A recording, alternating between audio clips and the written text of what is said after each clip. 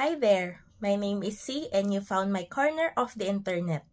So today, ang gagawin ko, magta-try lang ako ng minoxidil. 5% foam minoxidil Sun U o Sun U.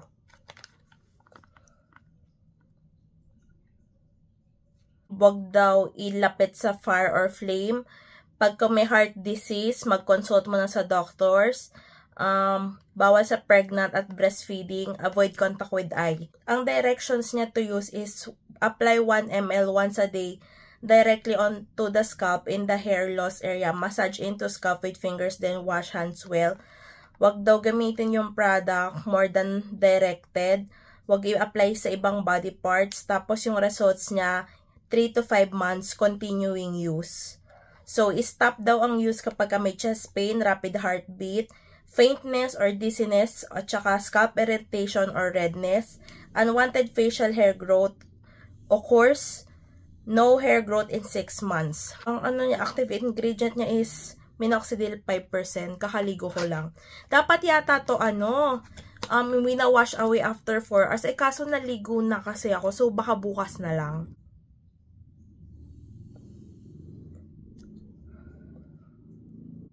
Dalawa yung laman ng box, siya, for 2 months supply. So, ako lang naman ang gagamit, tsaka si mama. Hindi ko alam kung isi-shake ba to muna. Ano ba to? Sabi nakalagay dito sa box, 2 months supply. Tapos nakalagay dito sa 4 months supply. Ano ba?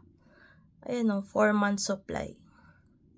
Ito kasi yung problem area ko. Ayan parang nagkakaroon ako ng pocknut dito sa area. Ayan, yung iba, manipis lang, yung parang yung space between the hair. Pero ito sa medyo unahan, medyo malaki.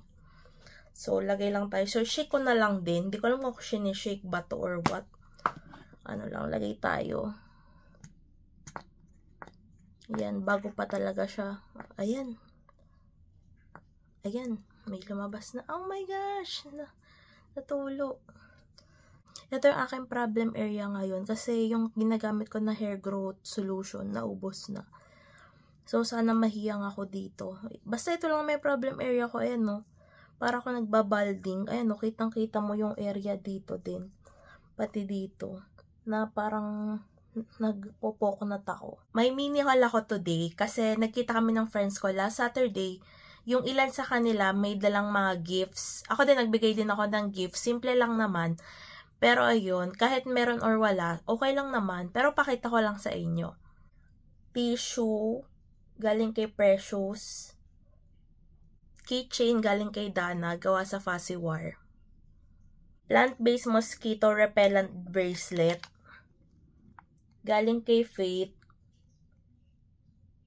Mug, galing kay Elaine. Ayan. Buksan natin para ma-appreciate nyo naman yung design. Ayan. Ayan yung mug. Last, isa sa favorite ko kasi kulay blue siya. Nasa loob to ng mug.